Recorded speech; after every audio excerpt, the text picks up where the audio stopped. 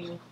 And then it started to circle around for me, and I thought, sometimes in today's world, we think we know people. We see a profile, we share our interests over coffee, we read a headline to an article we've half read and then decided that it made its point, so we're going to like it or don't like it, we're going to share it or we don't share it. And it's easy to think we have a handle on the world, that we've got it figured out. But honestly, do we really get one another? That's what I was pondering. Have we really dug deep and asked what it's like to be someone else? What it's like to feel like them? Black History Month gives us a time to learn and to celebrate. It calls our attention to the challenges and triumphs of a group of people in our community and communities everywhere. It's a month during our year that we have dedicated to building a shared dialogue. Black History Month for me, in the last 8 years teaching here, has been filled with morning meetings where I learn something new every day in February. And I get to hear how Black history has influenced my students and coworkers' lives in ways that are different from my own. It's also a difficult month. Sometimes I have to ask myself, why haven't I heard of that person or that event? I'm an educated individual. Why am I just learning about this for the first time?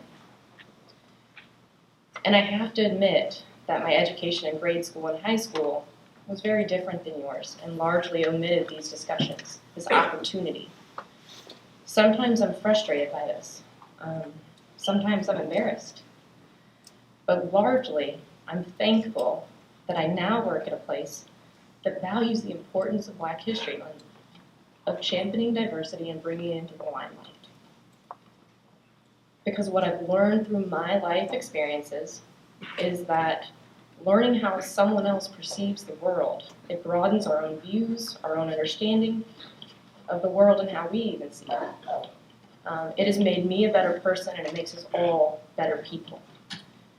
It also provides us with the context that today's world still has major issues that you're hearing about, that we're discussing. Change is still needed. African Americans and many other groups of people are still experiencing discrimination. My coworkers, my friends from all over the world, my students. And that's not okay. Being an authentic, driven, diverse, vibrant community is hard. It's hard work. It's easy to be around people all the time who share the same background. I've done that. I've lived that. And it takes much more intentional effort to bring people together from multiple different walks of life. It takes practice, like Mr. Thurman was alluding to. It takes a lifelong commitment to learning. We're never stopping that process. It could be compassionate toward the human spirit. Black History Month reminds us that we have a responsibility to take care of one another. It reminds us that to own diversity, we can't just be okay with one another, but we have to be actively checking in and knowing how we each are seeing the world. We have to invite people to share.